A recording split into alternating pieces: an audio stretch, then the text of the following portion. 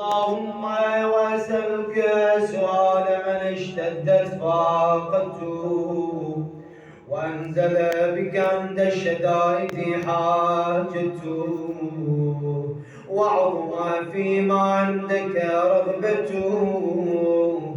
اللهم عظم سلطانك وعلى مكانك وخفي مكروه وظهر أمره وغلب قهره وجرت قدرته ولا يمكن الفرار من حكومتك. اللهم لا أجد لذنوبي غافرا ولا لقبائحي ساترا ولا لشيء من عمل القبيح. مررت بجهلي وسكنت إلى قديم ذكرك لي ومنك علي.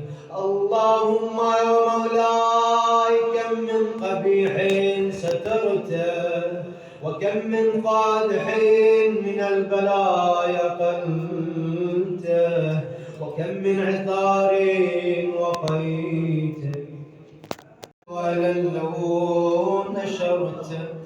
اللهم عظم بلائي وأفرق بي سوء حالي وقصرت بي أعمالي وقعدت بي أغلال نفسي بجنايتها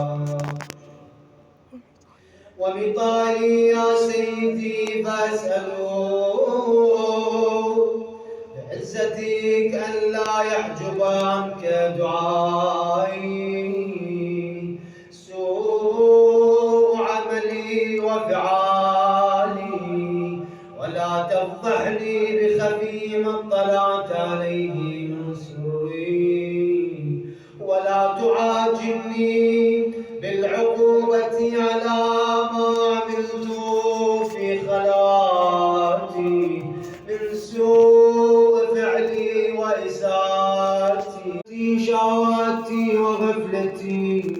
وكن اللهم بعزتك لي في كل الأحوال رؤوفا وعلي في جميع الأمور عطوفا.